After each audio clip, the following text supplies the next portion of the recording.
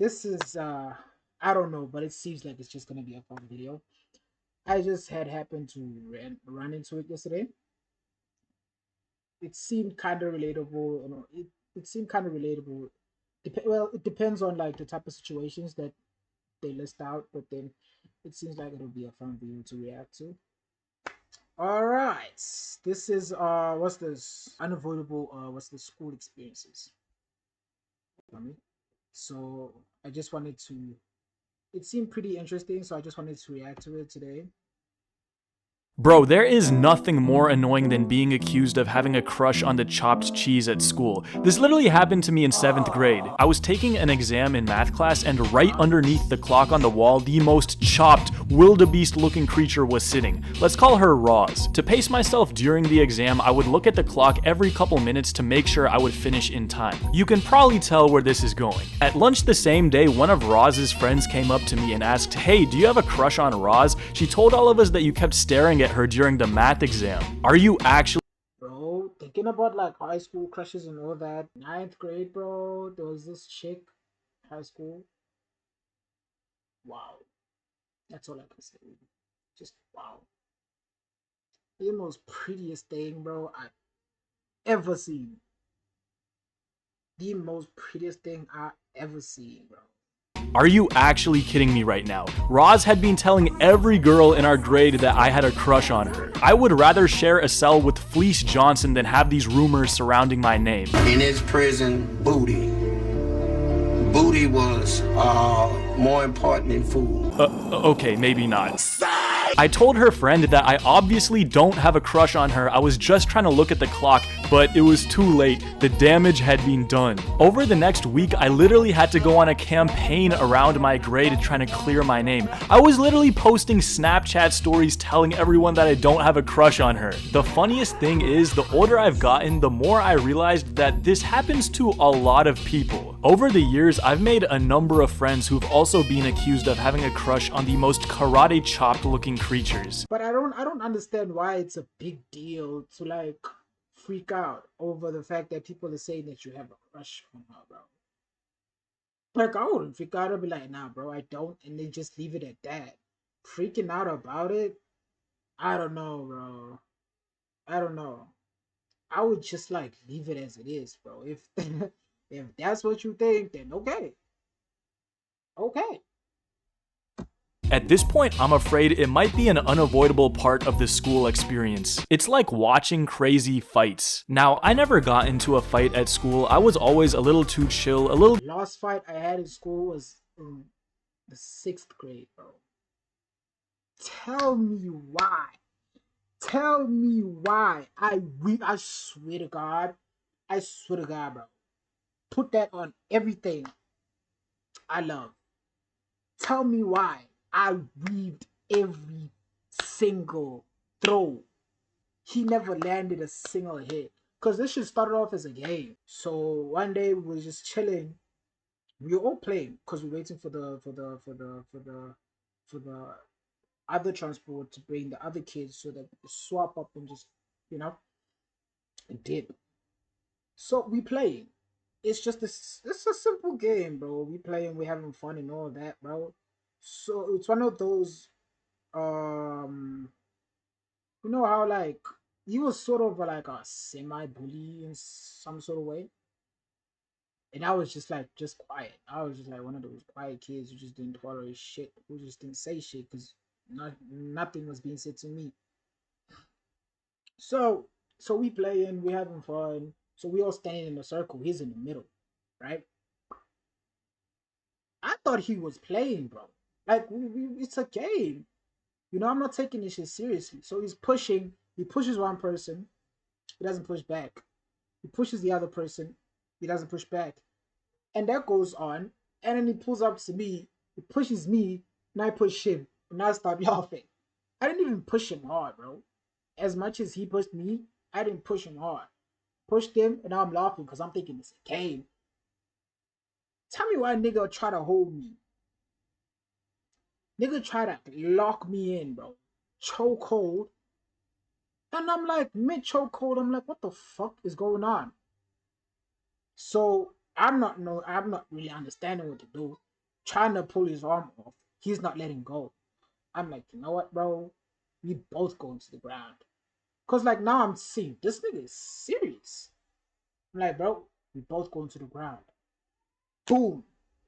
We both land. I push him off. I get up. Right? I'm just there. I'm like, hey, yo, bro, what the fuck is going on? He pulls up. He throws one. Weave. I'm like, bro, chill. He throws another. I'm like, fuck this. I hit him. Mind you, the older kids, bro, the older kids who are in like high school are watching this fight. The older kids in the same transport as I was. The older kids are watching. So as I push him off, bro, I'm getting hyped up. Don't hype up the situation, gang. I'm trying to avoid a fight, and you just pushing. And I'm like, you know what, bro? Okay, fine. Throw extra. I move back. And this time I really push him because, like, dude, get the fuck off me. I'm not trying to do this right now. Okay, dies down for a little bit. Now they start dabbing me up. All the kids start dabbing me up and all that. Mind you, this kid, man, he's well known in transport. I mean, everybody's known in transport, but he's well known for, like, not to be messed with or anything like that. I think. I don't really know, okay? But yeah, I think. So they dabbing me up and all that and all that. I'm like, alright, bro, it wasn't even a fight, bro, because like I wasn't serious about it. You feel me? He tries coming back to me, bro. He's like, bro, square up, bro. I'm like, yo, no, we're not doing this shit again, bro. Square up, bro. Bro, back up. So, bro, that was a lost fight. And the first fight I ever had, I lost. And then after that, I was like, nah, bro. I'm not losing the next fight. The first fight, I was a kid. I was barely 4. And I was pissed that I lost. But I was like, hey, man, take it to the chin. And I just went home.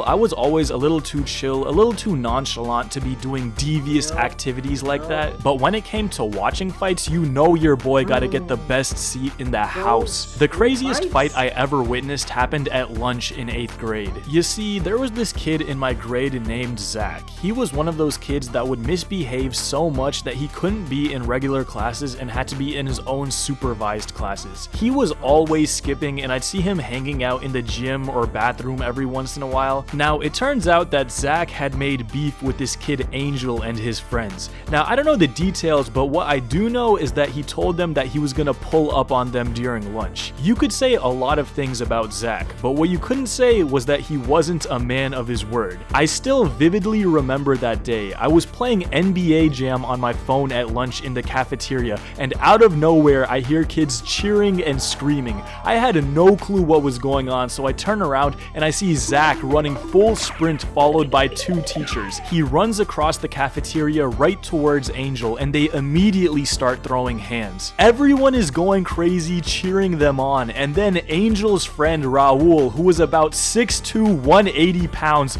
lifts Zach above his head and slams him on the floor like he's the Undertaker. At this point, the teachers finally grab a hold of Zach, and we're all standing there like we just witnessed the rumble in the jungle. Every time I talk to someone I went to middle school. You know, with him saying that, reminds me of this fight I witnessed in 8th grade, bro. One of my homies, one of my best friends in high school back then. You know me? I don't know how the fight started, bro. He picked him up, bro. He picked him up and threw him on the table. On the table, bro. And broke it.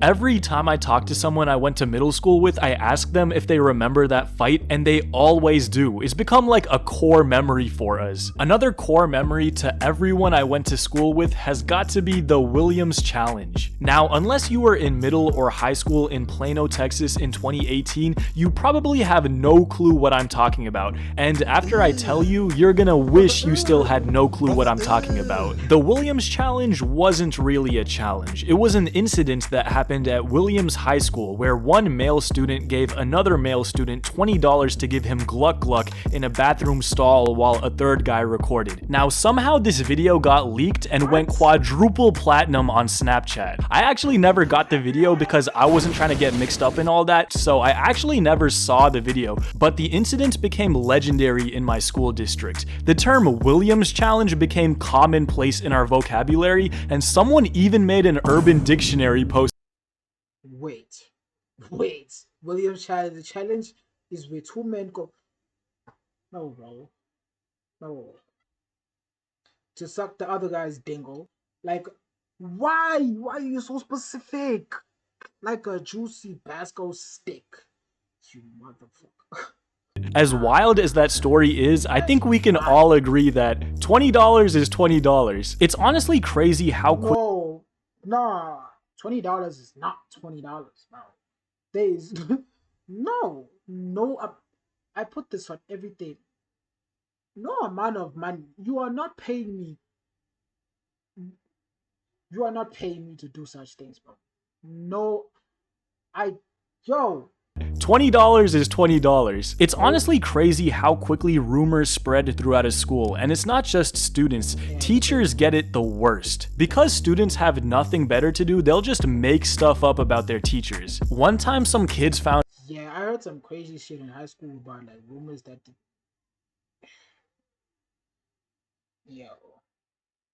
One time some kids found out where one of our teachers lived, and they would post pictures of his house on Snapchat, which was weird enough, but on top of that they said they saw him inside his house gooning. Obviously they just made that up, but kids want to believe stuff like that, so that just became his reputation. Being a teacher in the big 2025 is honestly terrifying. I mean, you just gotta know that your kids are gonna do full background checks on you and find out every little. Yo, bro. Teachers have a life outside of school too. They're as weird as you are. Find out every little detail about your life. Boundaries do not exist anymore. Speaking of not having boundaries, you remember those kids in elementary school that would pull their pants all the way down at the urinal? Bro, you cannot be double cheeked. What elementary school did you go to, bro? All the way? Nah. Even back then, we knew it was a risk. Pulling your pants all the way down and you in the bathroom with someone else. Risky. Bro, you cannot be double cheeked up in a public bathroom. I never even understood this. Even at 5 years old, you should know how to hold up your pants. I saw a kid doing this as old as 8th grade. At that point, it's time to hop on the short bus, my guy. You are not ready for general pop. Unfortunately, these guys aren't even the most annoying people in bathrooms. I mean, how can we forget the vape fiends who turn the entire bathroom into a cloud? Or what about that one guy who just randomly has like a barbershop business in there? Like, I kind of wish we had one of those niggas, bro. Cause we never what's this smoked school. Yeah, that's just something we would not do. Randomly has like a barbershop business in there. Like, I respect your hustle, get your bag, but who wants to get their hair cut while mans is taking a dookie 5 feet away? Honestly, to me, the most annoying guys in bathrooms are the ones that are just standing there doing nothing. They're probably skipping class, which is whatever, but why do you gotta camp out in here? Do you know how uncomfortable it is to try to pee while bro is literally standing over my shoulder? Like, don't you have a test to take or something? Speaking of tests, whoever invented these things needs to be publicly executed. I mean, these things are completely pointless, especially for subjects like social studies. You literally just memorize the night before the test and forget everything as soon as you turn it in. This leads to those days where you wait until the morning of your test to open your textbook and realize there's no chance you're gonna learn the material in time, so you just give up on studying and just rely on your test taking strategies and deduction skills to get you through it. Now, most of the time this completely fails, but the few times you do well on a test after going in raw makes you feel like you have the IQ to understand Rick and Morty. But the opposite is also true, and whenever you study for a test and then fail, makes you really consider if you should become a professional risk taker instead of going to college. 34? Okay, what do you do? I am a risk taker. I'm a road runner. I actually have a really funny prom story, so if you want to see that in my next video, let me know down below. And follow me on Instagram. WV, but nah, bro. Nah. A Z? Z's crazy. WV, bro. Alright, there was Unavoidable School Experiences by Rowdy. Hope you guys enjoyed this one, and I'll see you on the next one. With that said, peace.